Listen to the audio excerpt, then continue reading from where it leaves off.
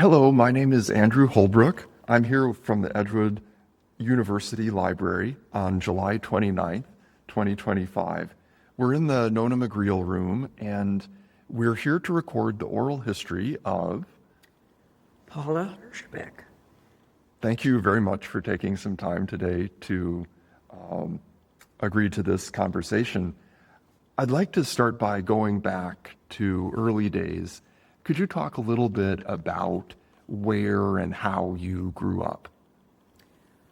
I was born in Milwaukee, Wisconsin, and grew up right near the shores of Lake Michigan. And I want to put this in the context of the sisters. One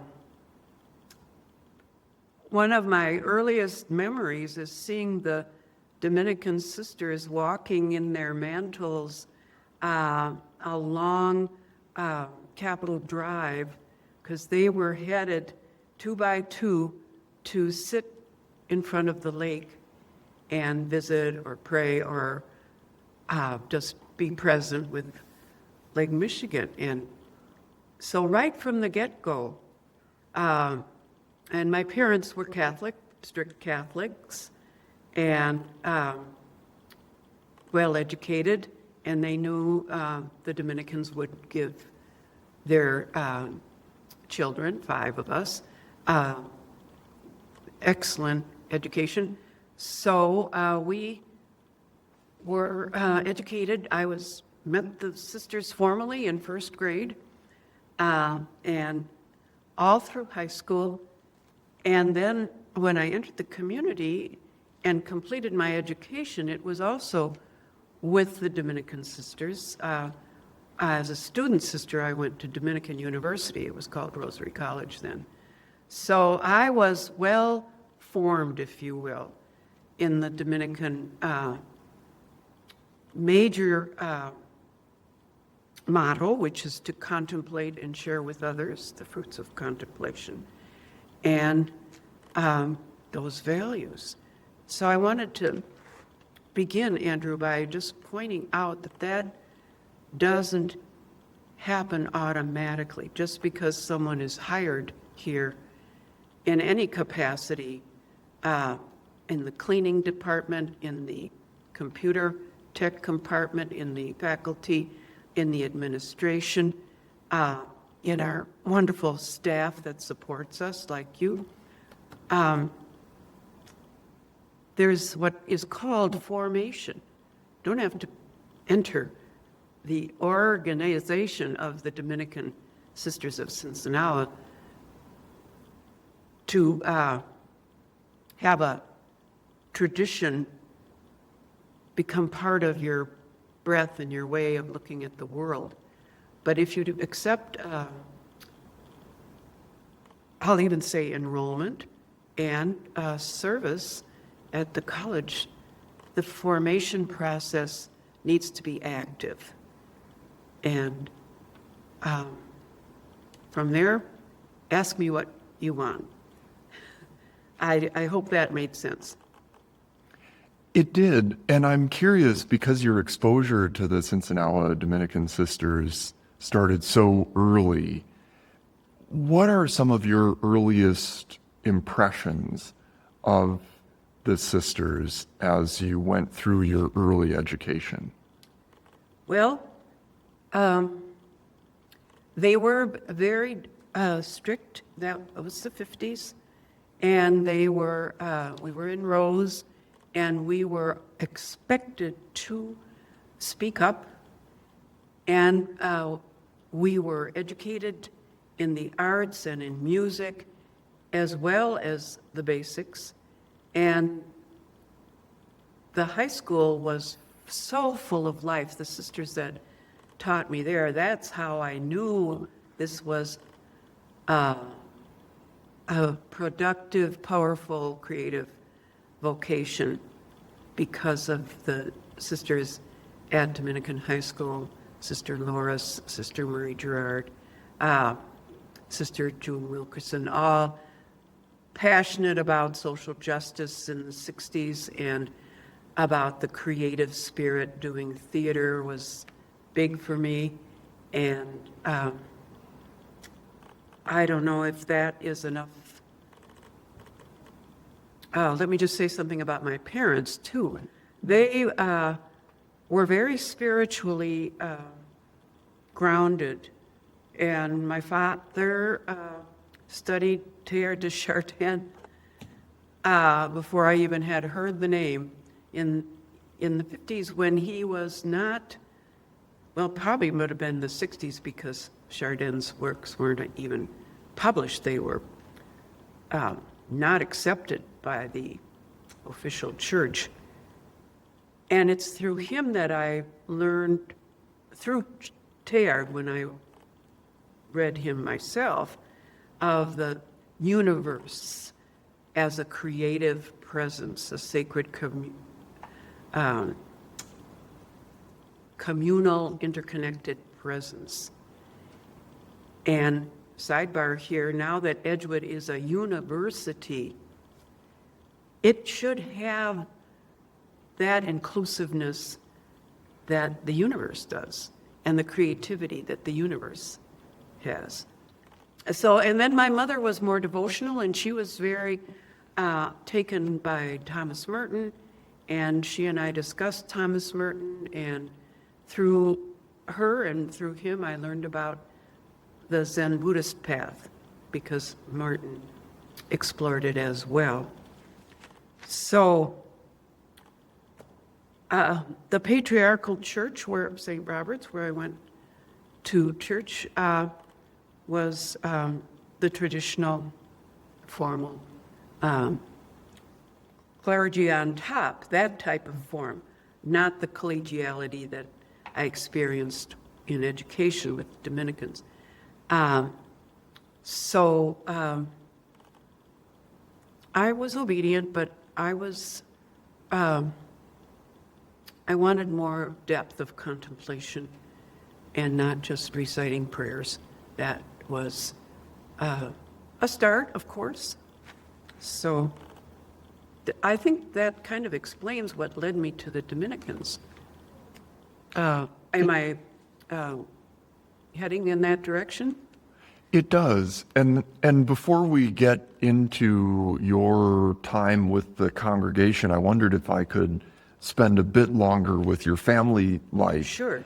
And you spoke about your parents, and I'm curious if you could share a bit about your siblings as well. Yes.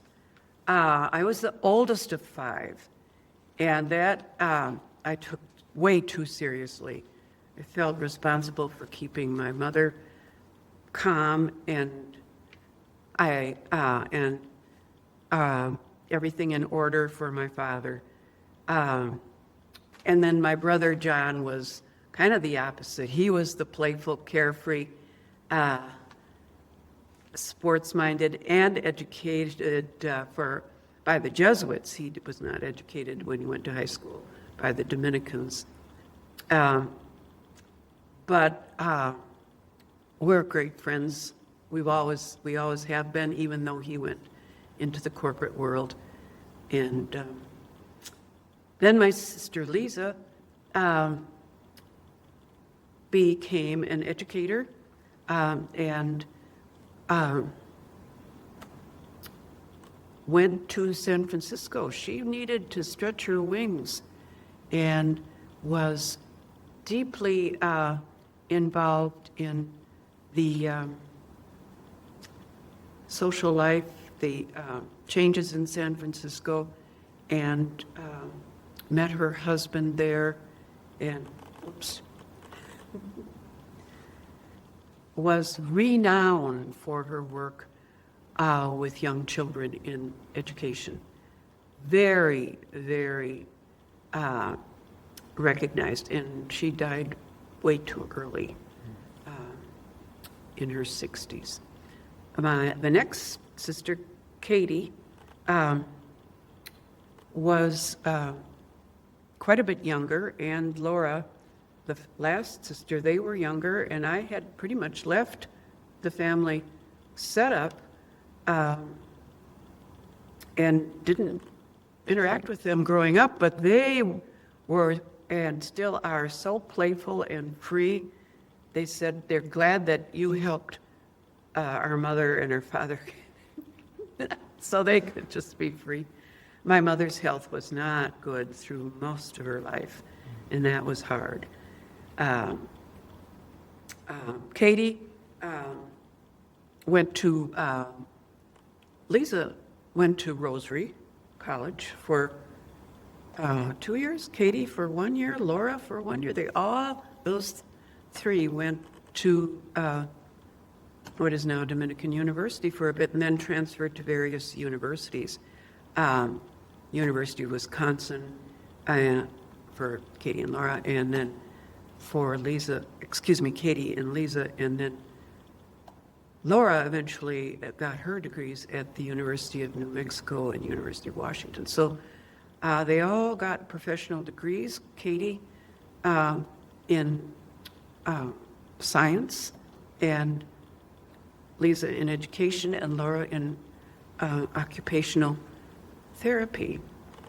And Katie, of all of us, was the most active in the church as a laywoman. She, well, first, am I talking too much? No, you'll edit it.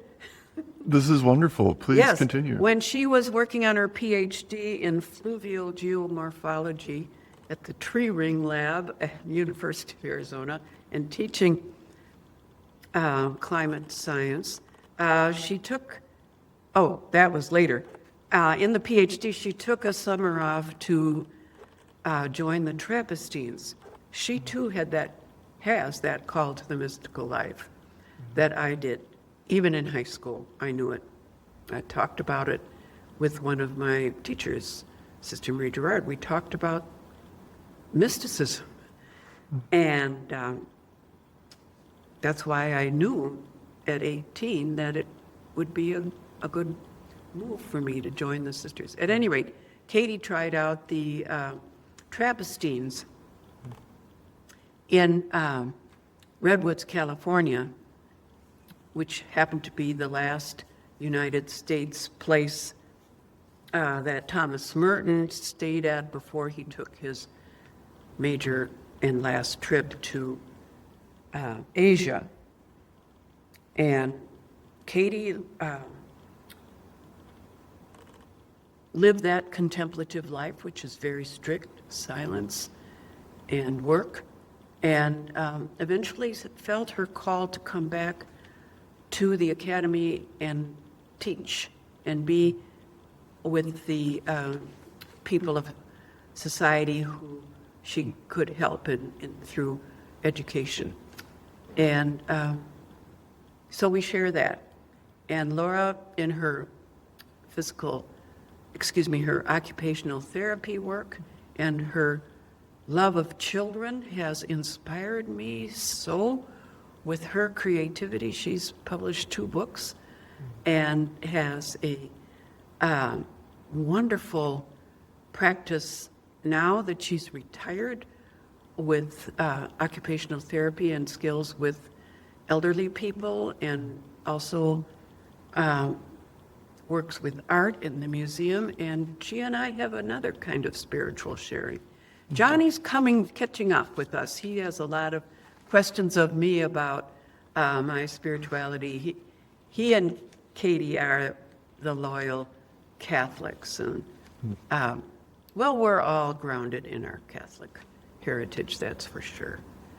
So, and I have 3 grandnieces, so 2 grandnieces and a grandnephew. Wonderful.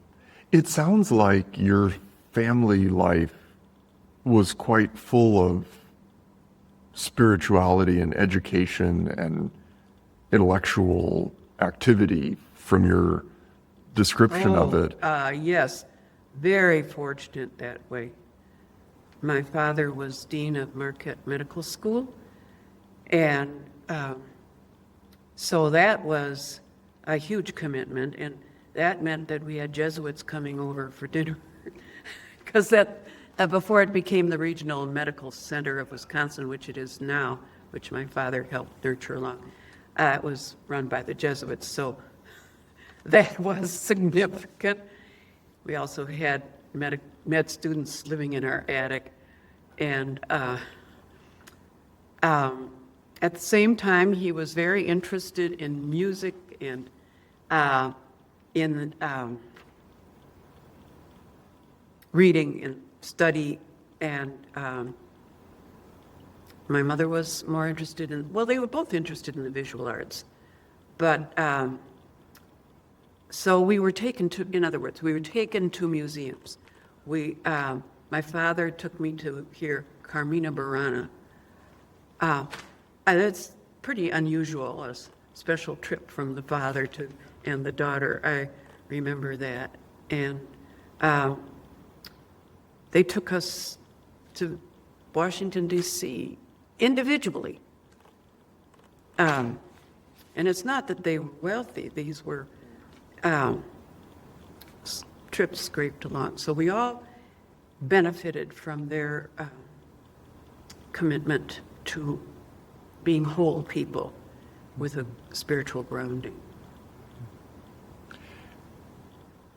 You spoke about your early thoughts on that you would be that you were interested in pursuing the Dominican congregation and entering the congregation. I want to get to your time with the congregation in a moment.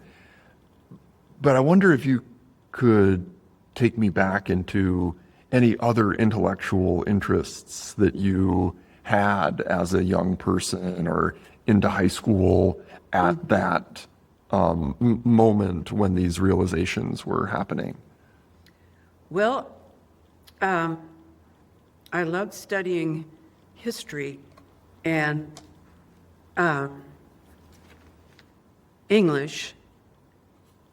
You're saying before I entered, and theater. Being a part of the drama department and being in the plays and the camaraderie and creativity of that. But I knew I wouldn't be good to enter theater, especially I was thinking of entering the convent, and how would you do a theater major while you were in that habit? So I was going to take speech therapy as a study. And I really didn't have anything. I just knew I wouldn't have used the words. I wanted a liberal arts education that could somehow be of service in the world. And it was the day that I got the acceptance at St. Catherine's to study there in speech therapy that I thought, oh, well, I better tell my mother that I've applied to the Dominicans. This was in January of senior year. And neither my mother or my father were very happy, not because they didn't approve, but because of my age. But then when they realized the education that I would be getting, all through getting 2 master's degrees while in the Dominicans, it was a different story. So. How old were you when you entered the convent? I was 18. And that felt old enough to you, even if it possibly didn't to your parents. It was what I deeply wanted. And I didn't think, why postpone it? Maybe it was a factor of being so responsible for my siblings. I didn't feel an inclination to marriage and being responsible for children. And in those days, a lot of women would go to college to get their MS degree, their MRS degree. And I knew that the contemplative life and the spirit of the Dominicans that I knew was where I belonged. It's hard to explain, you know. You just, the soul has its path. Can you take me through some of your early years with the Dominicans? Was you your bet. life with the congregation what you were expecting it to be, or did it take you in unanticipated directions? Unanticipated directions. Good question. Yes. In the novitiate, postulancy in the novitiate, it was very strict, and we kept silence, and we were curtailed from family contact. I remember my brother sent me a copy of Mad Magazine, and I was called into the novice mistress' office saying, "What is this? Your brother should know better." And anyway, but I wanted to learn to meditate, and we did in formal setting every day. I loved the chanting. I loved this. I also singing in chorus. So I love the Latin chant and the ritual of bowing, and the silence. And we formed wonderful friendships. I'm friends to this day with at least 3 of those who entered me. 2 of them we get together. 3 of them I get together with. Anyway, but I was never enamored by the image of Jesus on the cross. From the get-go, that was problematic for me, because I thought I was supposed to put myself on the cross and deny myself in all things. And that wasn't very healthy.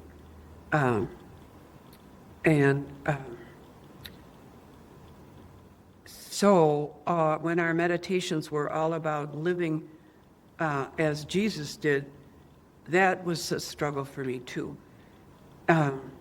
When I became a novice and then took vows, I was sent to finish my education up at Rosary College. And then that spirituality was much more open than the strictness of the novitiate. And that's when I went to the library and found the works of Thomas Merton. That's when I really studied the history of the Catholic Church and learned about the great writers, Augustine and the mystics. And my major was history, and it was the time of Martin Luther King. And we, the sociology professor, Sister,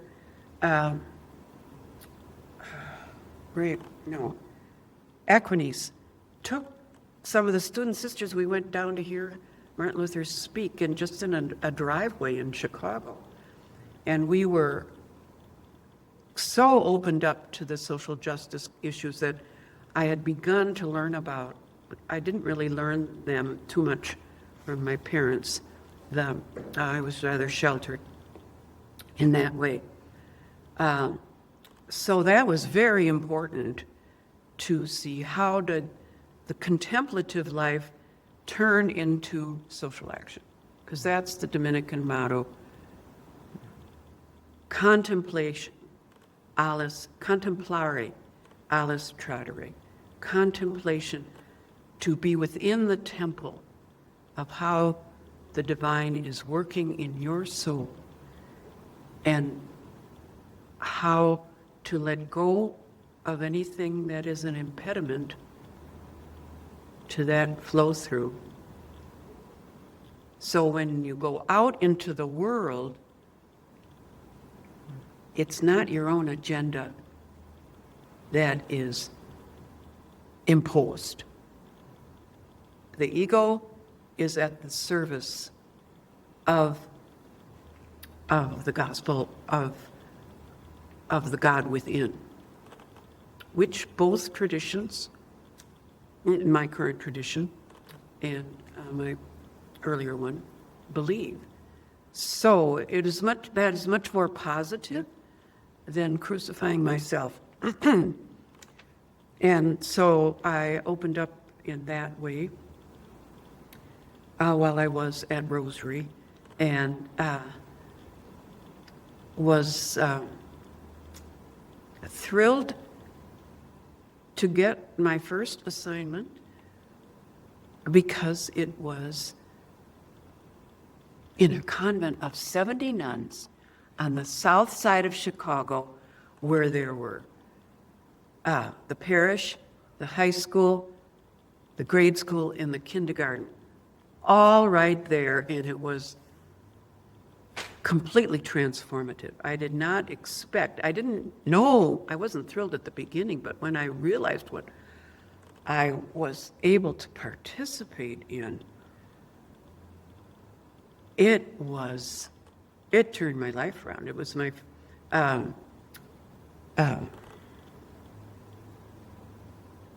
we all go through transformations. That was my social justice transformation, realizing my own privilege and racist unknowings. And in the 6 years I was there, it went from pretty much all Catholic Irish to 96% African American and 3% Puerto Rican and maybe 1% Irish. What a time to have your first education experience. And I did the plays with the music director. I got to do my theater. We used a slide projector or an overhead light for lighting.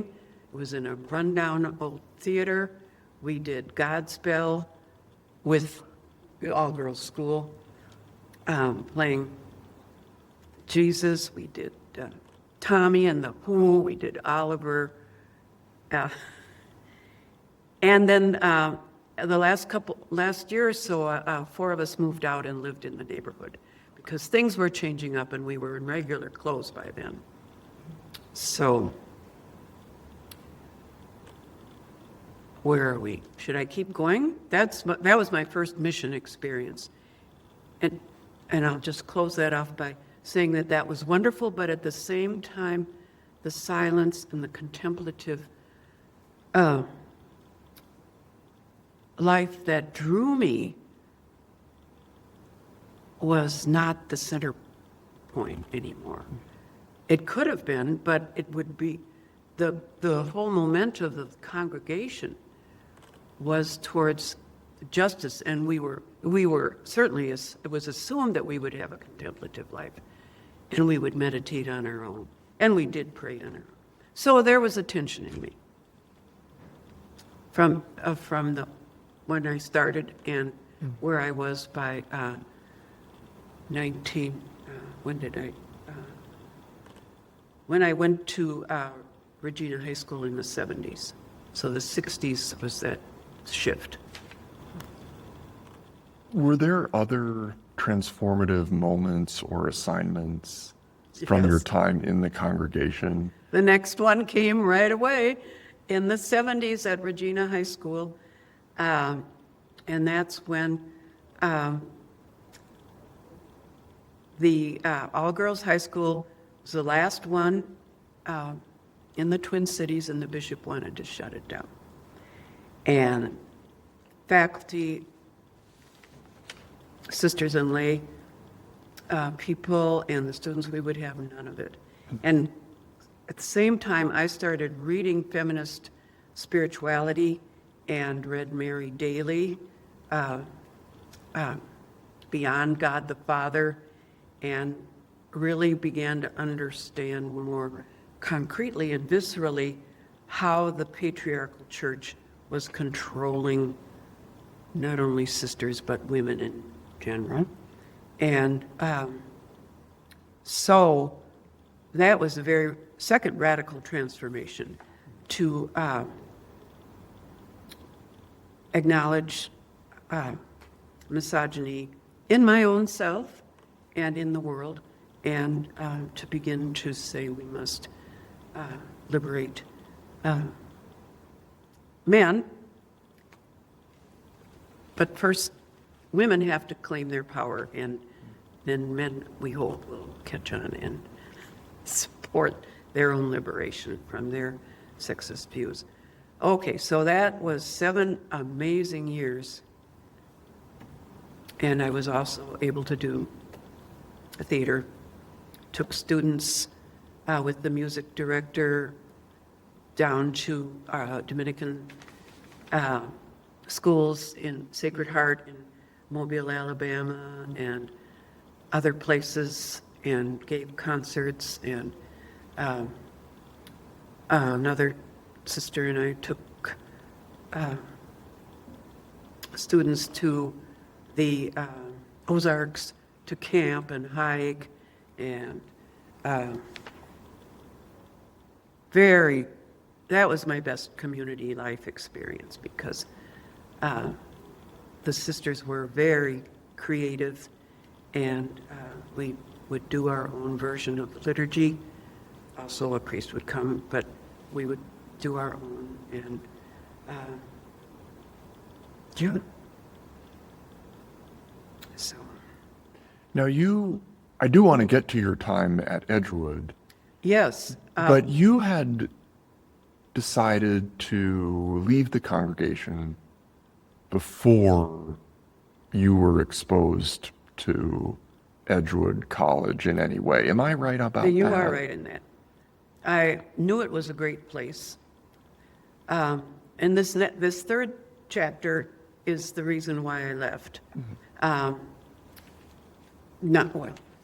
And that was the third radical transformation, a transformation into the peace movement.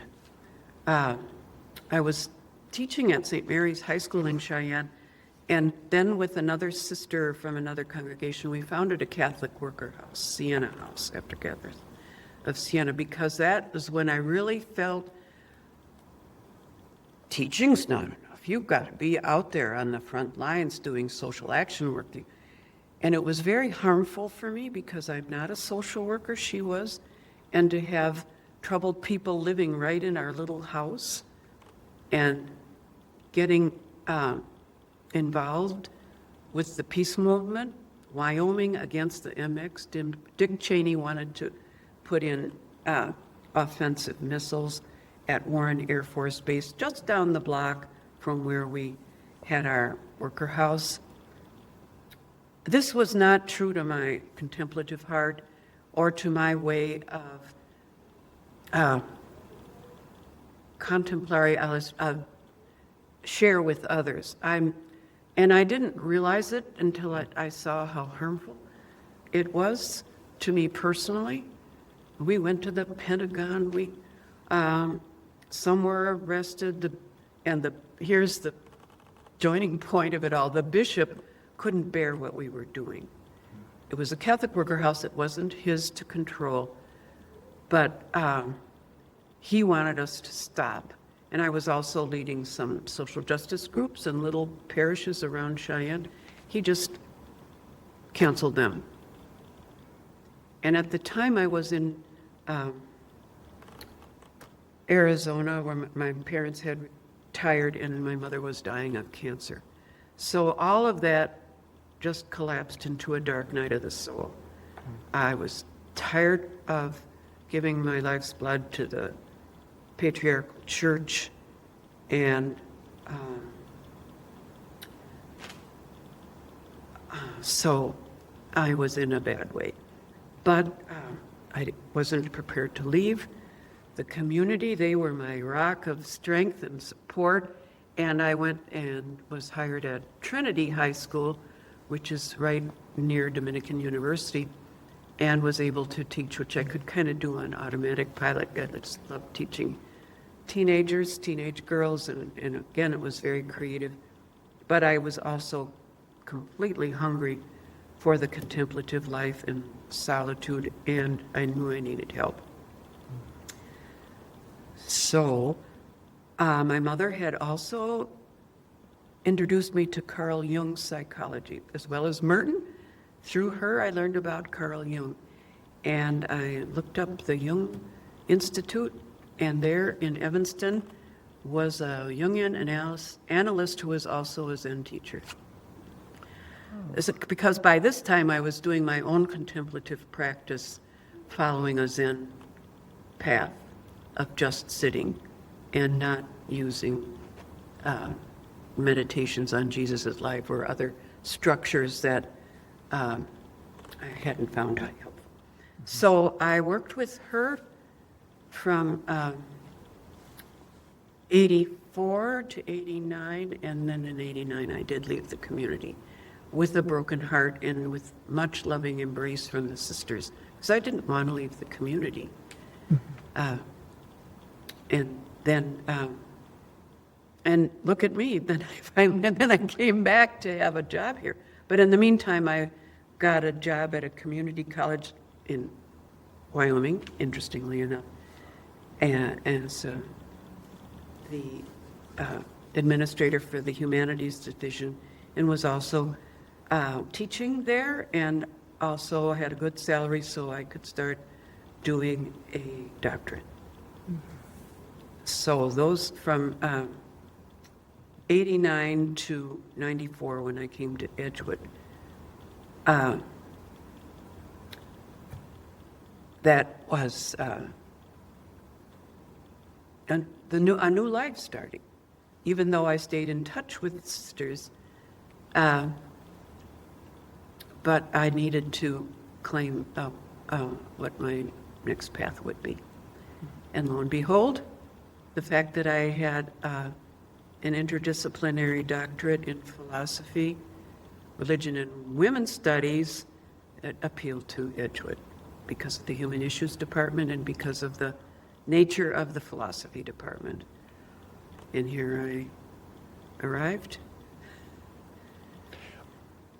That makes sense. What made the connection with Edgewood College? How did that happen? Well, I applied for positions at various places. I interviewed at 2 or 3, and I applied at Edgewood. And then I got a phone call from Fred Caulfield, who the old-timers will recognize.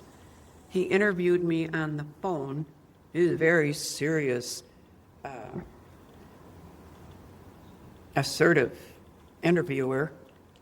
But I must have done well because I was called in for an interview. And Vince Kavalowski, have you heard his name? He was chair of the department, and he picked me up at the airport, and I was interviewed and I was hired, and in August '94 I was here. What was Edgewood like when you got here in the mid-1990s? Could we pause for some water? Of course. So, resuming our conversation, I'd like to ask you about what Edgewood was like on your arrival in the mid-1990s. It was so dynamic and so creative, and even a bit wild in the sense that why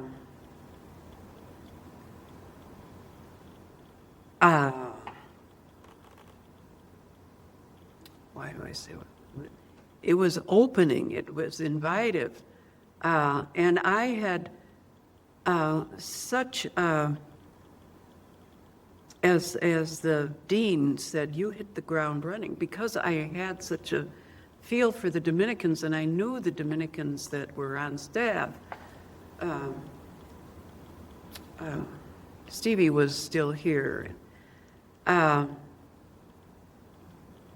So I just tumbled into a high energy and situation of creativity, and but I remember when I arrived, I think there must have been about 9 of us who were hired. Edgewood had come out of a really low period, and things were picking up. And some of those folks are still here.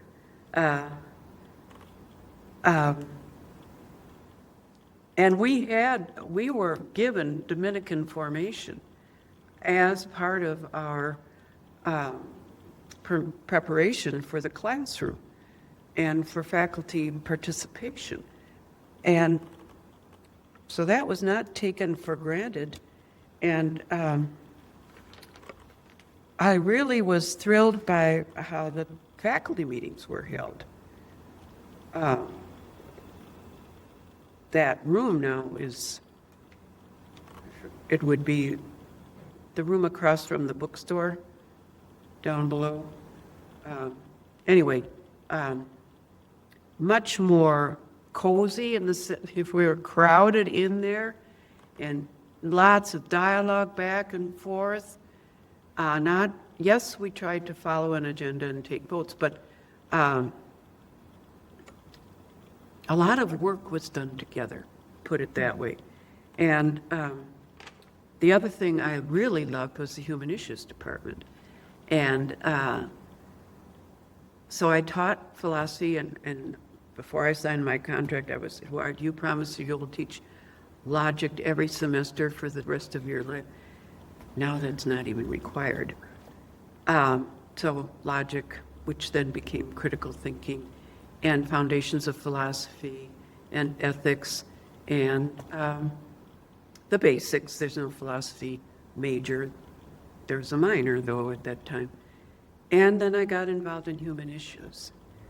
And those were wonderful classes, which I'll tell you about because you want to know interesting Edgewood stories. And then the Women's Studies Department. Wow! Sister Heffernan had inspired this dynamic Women's Studies Department, and right off the bat, we had a meeting, and developing great courses in literature and, of course, in criminal justice. Sister Esther was still here. Have you heard her name? Of course. Yes. And Susan Rustick, Charlotte Meyer, and Women's Studies became a minor. Is it still a minor? I don't know. Or is it? I'm not sure. But that was very important to me, to have that kind of sisterhood with other women. And then, let's see. I'm not sure when, but Steve Davis, Jim Lorman, and I started the environmental studies minor. And that was huge, because part of my time in Wyoming was not only learning about the horrors of nuclear weapons, but also living. Central Wyoming College is right near the Wind River Mountains, and living so close to nature and camping. And I guess that would have been the next wake-up call, is the sacredness of nature, and the need to stop thinking that to be so anthropocentric in our relationship to the earth. So we started environmental studies, and so then I got to teach environmental philosophy and develop that whole aspect of my own learning with the students. And one of the great human issues classes that I got to do was Earth Mother, Birth Mother with the nursing department. And I was the Earth Mother, and the Birth Mother, I can't remember her name. She's no longer here. I think she was just here a brief time. She was a midwife, as well as teaching at the college. And midwifery was very strong in Ireland. So we took 17 graduating senior women to Ireland, and I led the part about the Earth Mother going into the depths of Newgrange and the caves and the carvings and St. Bridget's Well, and going to, have you been to Ireland? I have. Oh, the Dingle Peninsula with all the little stone huts, and in Killarney, the big park there. And then we went to, in Dublin, we went to a maternity hospital, and we went in Cork, we visited different midwifery schools. And so what an exciting opportunity for the students and for me, because I had to learn so much about ancient traditions of the sacredness of the earth. So I could go on and on with different things. Is this what you want to hear about? What else was great? Most definitely. Okay. And could we pause just on your teaching component? Your exposure to different departments was varied, shall we say. I mean, that's an impressive range of departments that you were involved in your time here. I have the Dominican congregation to thank for that, because, as I mentioned earlier, I got 2 master's degrees because I was always thinking interdisciplinary for my own self. Mm-hmm. And the first one was in the humanities, interdisciplinary humanities at Arizona State, which was wonderful. Mm-hmm. And the second one was interdisciplinary consciousness studies at John F. Kennedy University in Orinda, California, which was quite radical and open, and I got to meet faculty with Matt Fox, if you know. He was teaching creation spirituality at that time. He was a Dominican, but he was pretty much kicked out of the Dominicans for being too radical. And he's the one who really introduced me to Meister Eckhart with his translation, new translation of Meister Eckhart. At any rate, so I wouldn't have done so many interdisciplinary courses. I taught Change Your Mind, Change Your World. I taught, what other human issues courses? Oh, with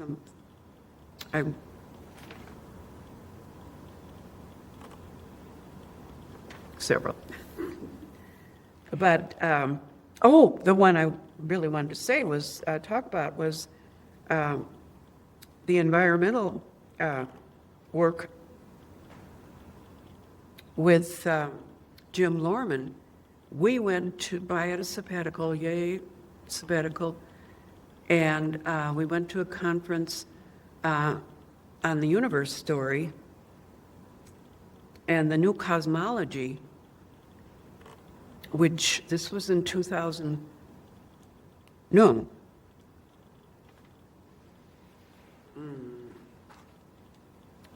It must have been in 2001. And Thomas Berry and was bringing Teilhard de Chardin to the fore, so there's my father hovering over there. And he was also bringing, Brian Swim was a cosmologist who was bringing the big picture of the great work of the universe. And that completely opened me up even further to, and so Jim Lorman and I taught a course on the universe story, which was breathtaking to teach. And the students participated really well. It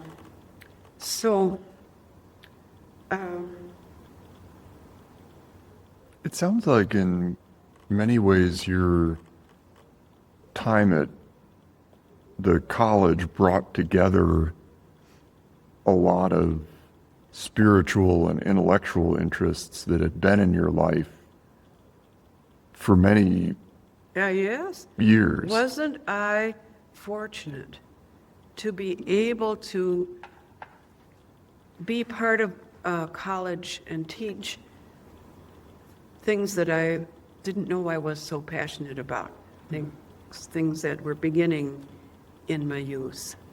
Mm-hmm. And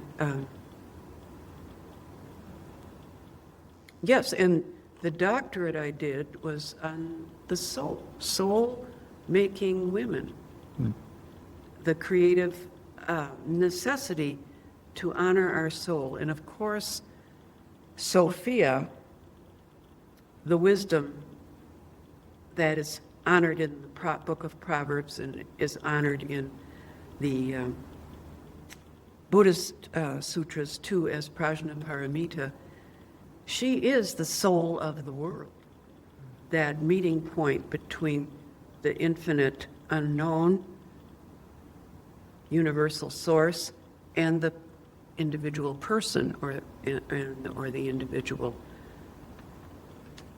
bug in the water or the rock. She is that meeting point, and that's why she is the patron of the liberal arts. I'm giving my speech about her in the beautiful statue we have of Sophia in Predlin. So, live long, Andrew, and things that you just had an inkling of as a child when you were hugging trees have a chance to be deepened and somehow can be of use and shared. Contemplare alice tradere. I do want to ask you more about your finding your new spiritual home with Zen Buddhism. Sure. But before we move on from the academic side of your time at Edgewood Yes. College, could you speak a little bit more about the Human Issues program? The reason I ask is because it was a kind of unique moment.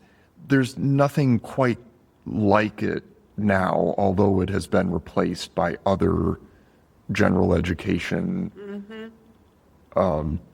versions.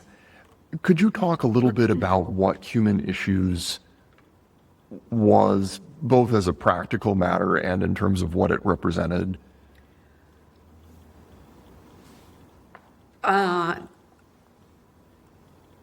The big difference between the current program and Human Issues, when I taught it, is that Human Issues was not the place where you fulfilled basic core requirements such as philosophy and I don't know enough about it now, but those Human Issues classes have to fulfill certain requirements that previously had whole departments offering them.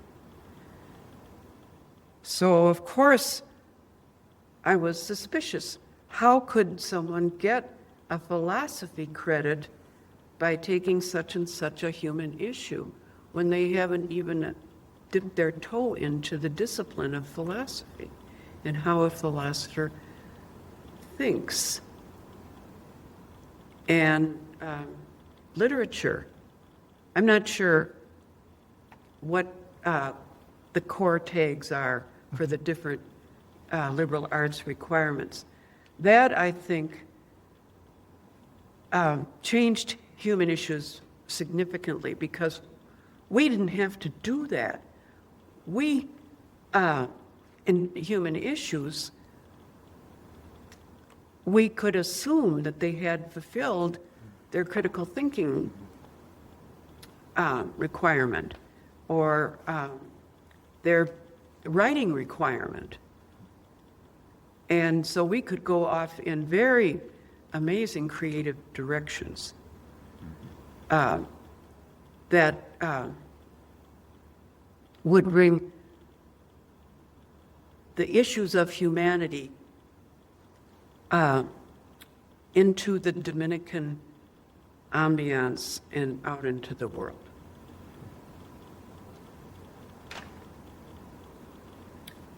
I'm not giving specifics, but I think that was the main shock when I saw what CORE was. They were trying to compress the gen ed requirements and not have so many of them. And so they pushed them into the human issues setup, which then became CORE. And I think wonderful things are being done in CORE from what I hear, but it's a different program. Thank you. That's very helpful.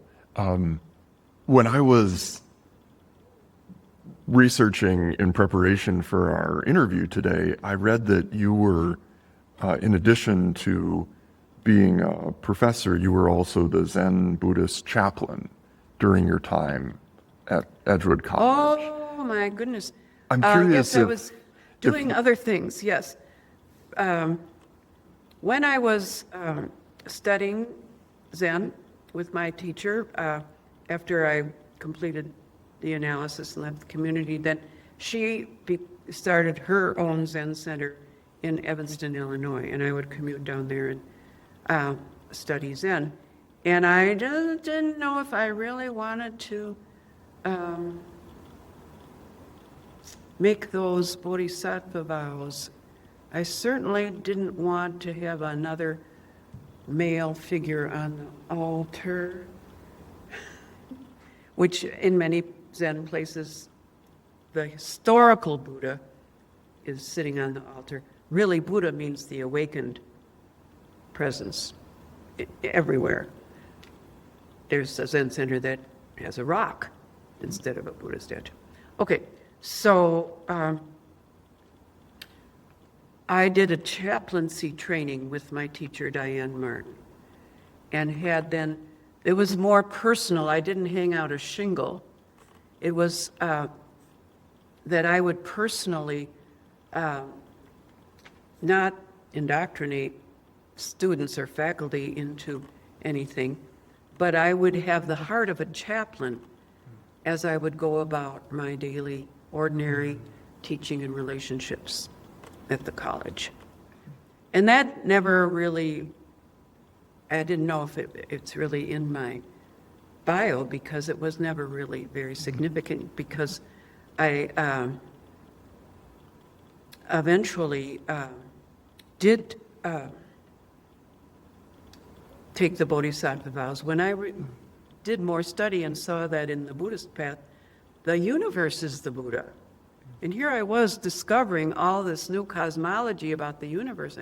Whoa, this is a different way to proceed. Mm-hmm. And so I was also at that time getting trained to be a spiritual director. And that was very, very grounding for me and practical and helpful. And I did do some spiritual directing here in Madison. And then Sister Maureen McDonald, who was chaplain here, I don't know if she had retired at the time, we started Wisdom's Well Interfaith Spirituality Center. I was I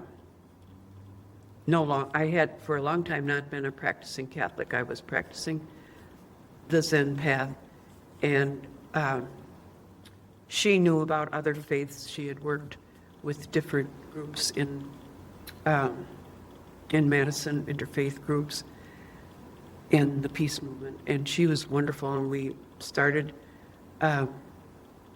Wisdom's Well Interfaith Spirituality with a laywoman, and the bishop shut us down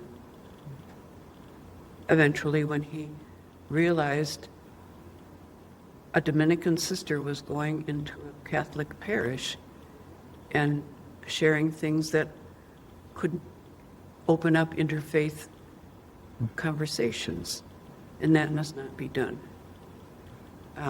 Sister Mo, if you ever hear this, I hope I'm presenting it correctly. Didn't affect me, but it did her, and the faculty came around to support us so powerfully, gave us recognition, a beautiful tribute, thanking us for reaching out, because interfaith was being taught at Edgewood. World religions was being taught, and it was part of Dominican outreach to share with others. So,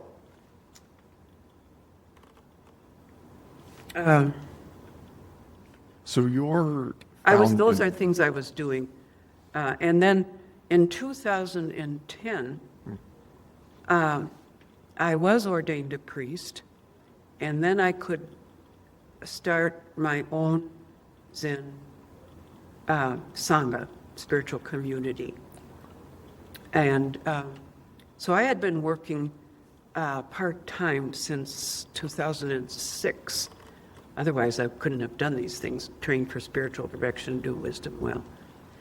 And that was a wonderful opportunity to still get health care and teach and get a half-time salary. So in 2010, I started the Zen Sangha, and that was the year I retired.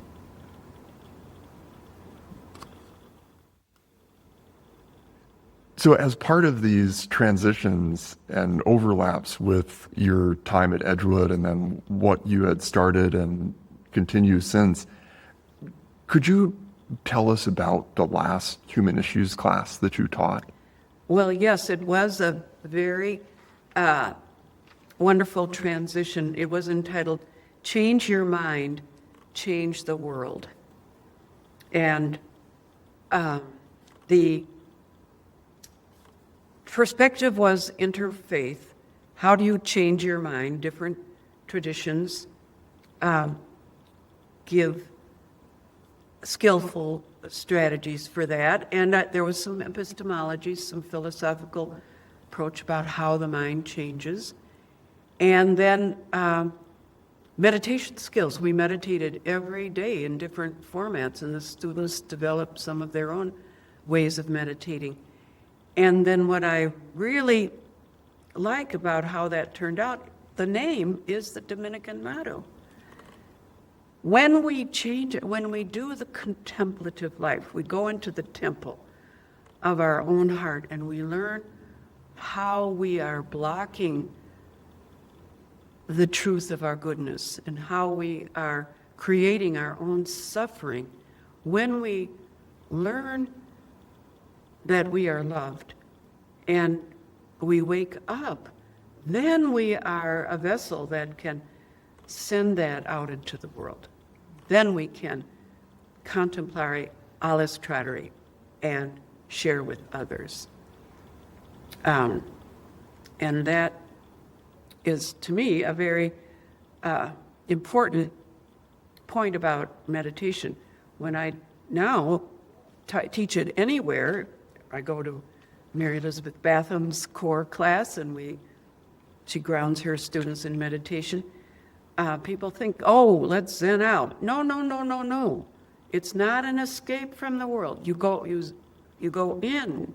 You really discern what kind of struggles you're going through, how you react, how you show up when you're greedy self or your scared self, and you offer compassion to yourself, and you find a way to let go of those habits that are destructive. And then there's room. There's room for God or Buddha nature or the mysteries of the universe. You've opened up the space, and then that's what you can share in the world, not your own agenda. To be superior or to get praise, or in the Buddhist path, we always dedicate the merit of anything we do. It's not to get results. And we maybe never see results. I think of the sisters praying at the mound.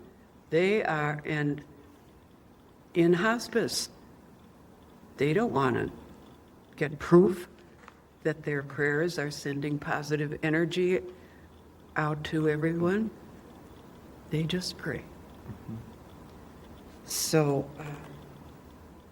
Just now you used the word discern, which would be another example of yes, a connection back to the Dominican process, because I know discernment is central thank you. to how the sisters progress through their relationship with the congregation.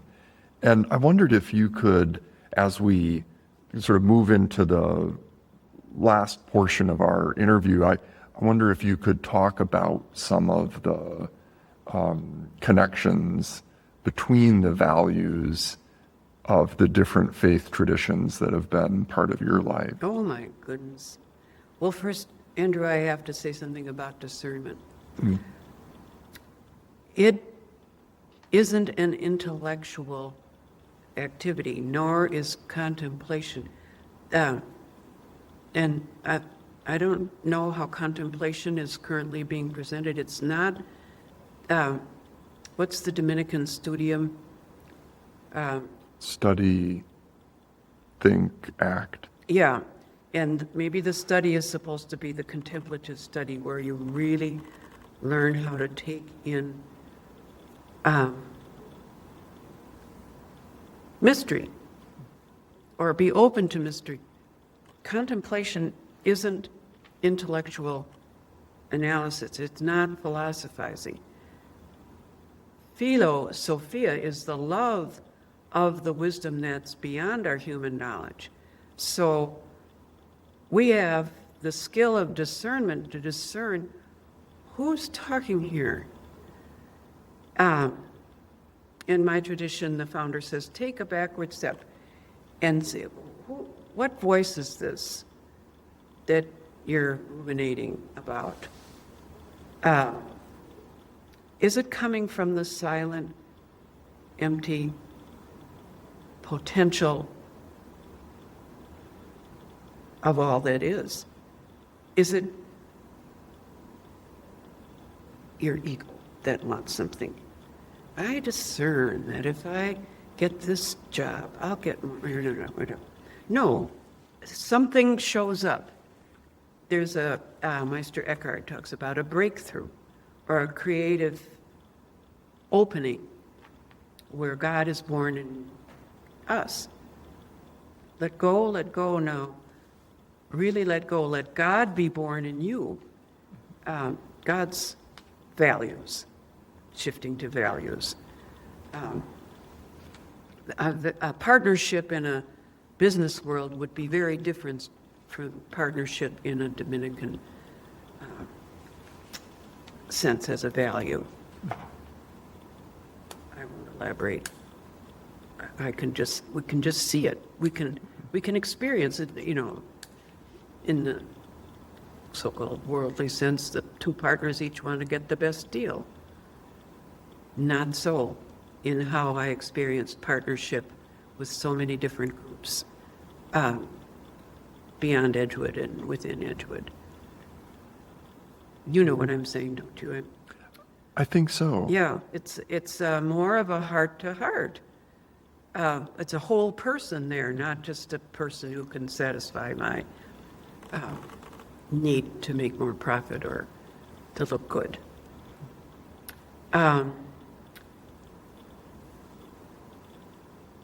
Justice and compassion must work side to side.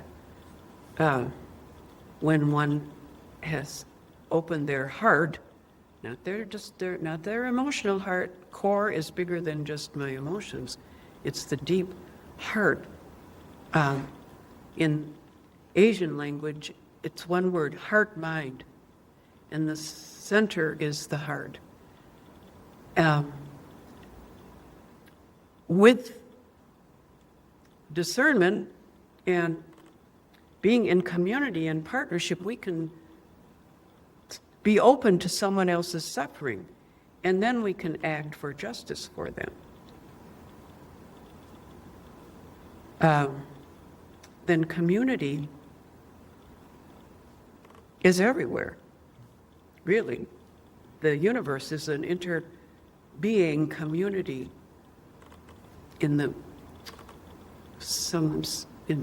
Catholic tradition, there's the teaching of the mystical body, which I wish were still taught and honored.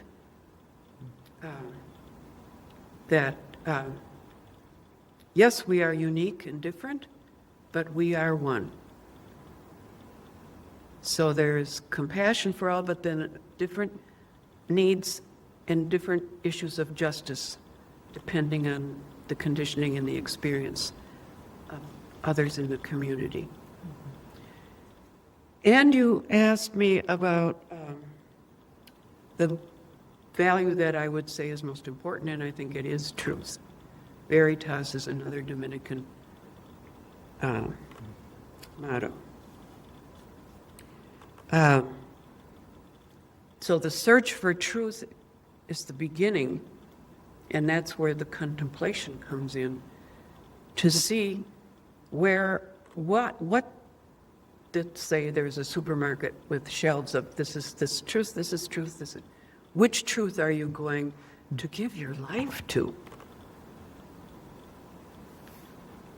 And St. Thomas Aquinas, who wrote the Summa Theologica, he finally put his pen down and he stopped. He wasn't even finished. And he said, this is all so much straw. Why? Because he was, he probably had a vision of some kind, they think. But Sophia is beyond human knowledge. Yes, you can make a logical argument for just about anything. People do it. And he did a great service of bringing that to the church. But in the end, there is wisdom that is unspeakable, unpindownable. In Buddhist teachings, it's empty because it contains everything. So to search for the truth of wisdom is really just to encounter the truth of who we really are. We are unique, and yet we are one with all. We are the universe, becoming conscious of itself. How can we talk about these things? We stumble around.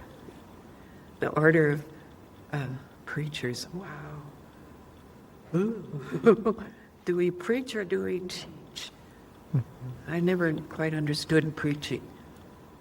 I think by our lives we must preach. So. In the years since you retired from Edgewood, have you kept up with the place and or the people? Yes.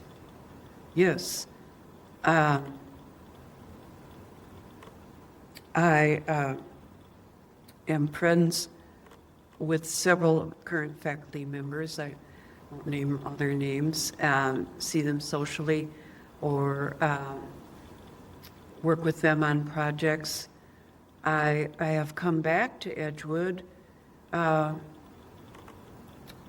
It was the year before Gretchen Baumgartner was hired, and the director of mission, I can't remember his name. It was a Spanish name. He asked me to talk about the Dominican mission for faculty and staff, or a faculty member asked him to ask me, and everybody was invited. The president didn't come, and I just basically said what I said to you. We can't be living these values unless we don't have a contemplative life. And I gave examples of how, let's say, a faculty meeting could be just in knots of conflict. But if you would, the simple thing, take 3 breaths, ground yourself, and recognize the scripts that you're preaching, I used preaching, and learn how to let go.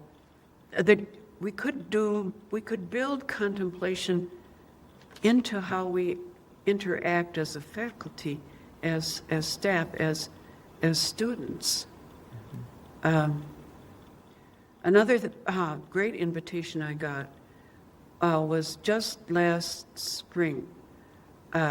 Judy Schaefer, the Dominican sponsor, and Chris Wood, they invited me to join the group that was doing a retreat day on community. And all faculty and staff were invited. It was at Holy Wisdom. And I think there were 40. And mostly new people. And when they heard Judy Schaefer talk about the Dominican values, and we were at little tables, I wasn't going to give a talk. They really responded. They were so open, and when in small groups, they said, "This is." One woman, this was her very first day at Edgewood. She said, "This is a kind of place where I really feel I can give my heart to, if this is what Edgewood is about." And they did Chris told stories of the sisters, and there were some other discussions. And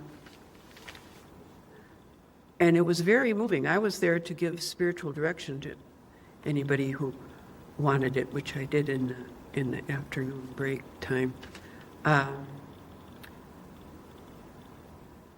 So that was Dominican formation. And Judy Schaefer, I think she's still very willing, and Chris, to help with that. Am I off the track? No, you're right on track. Of things that I'm doing. And then I'm teaching the core class. I've always often taught with Mary Elizabeth Bassam's course, Change the World, Change Your Mind, do an introductory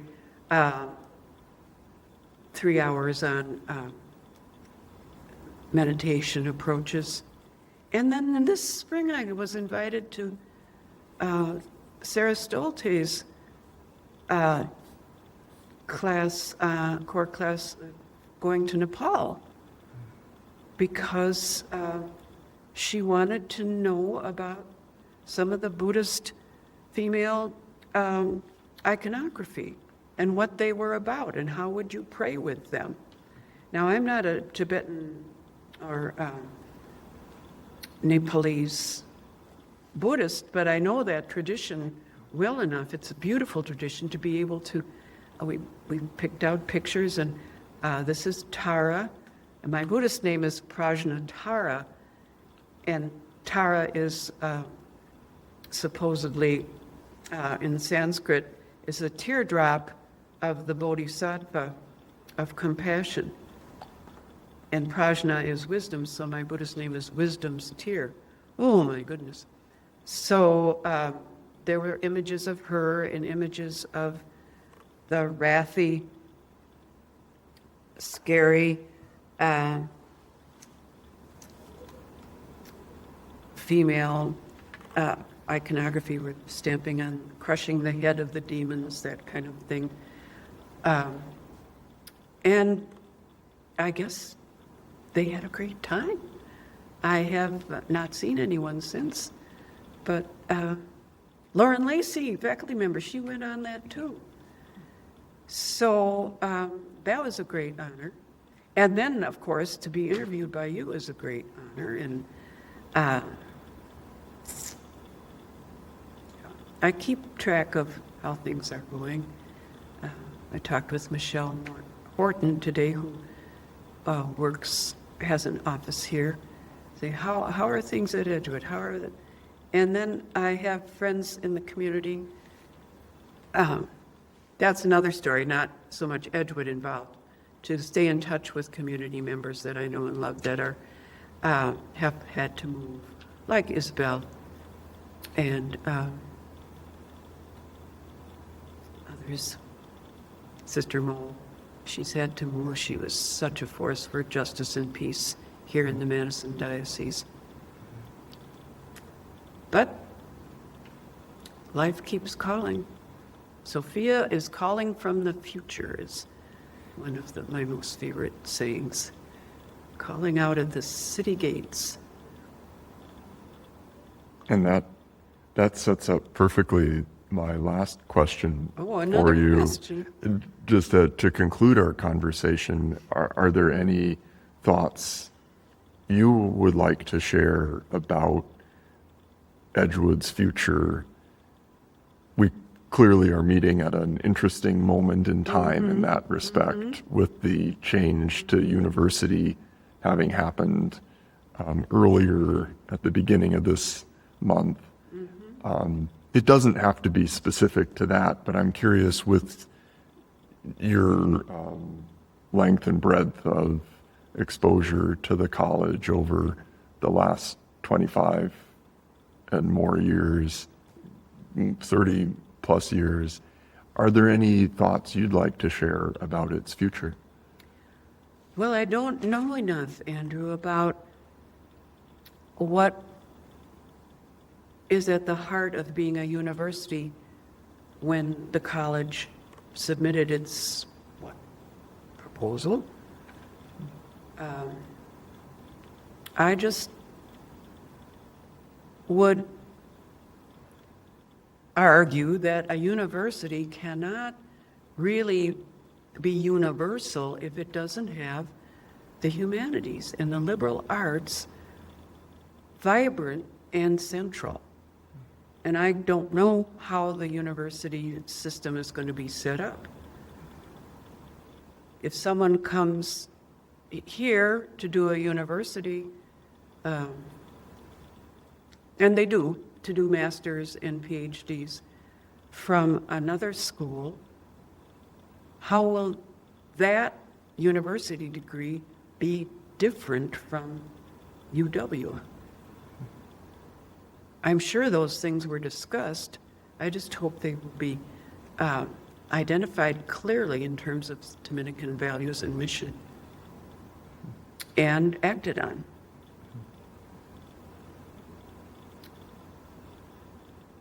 It's like we spoke about before our conversation, keeping that sculpture of Sophia central, Yes. not at the periphery. Yes. If you say you are a university in the Catholic tradition, yes? Yes. And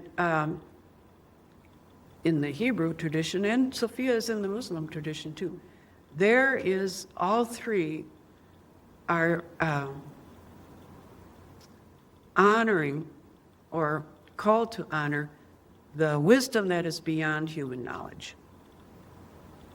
And that's why AI scares me so much, but we don't have to go there.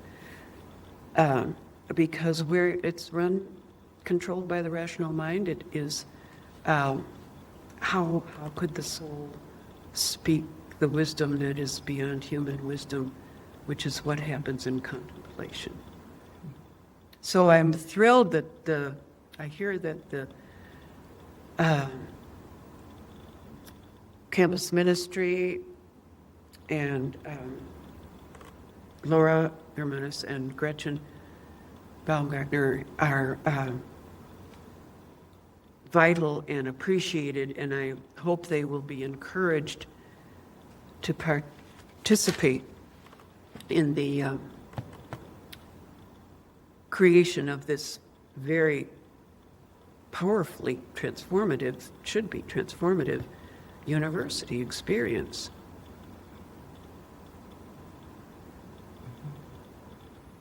Thank you very much for taking the time this morning to share your experiences and reflections. You are welcome.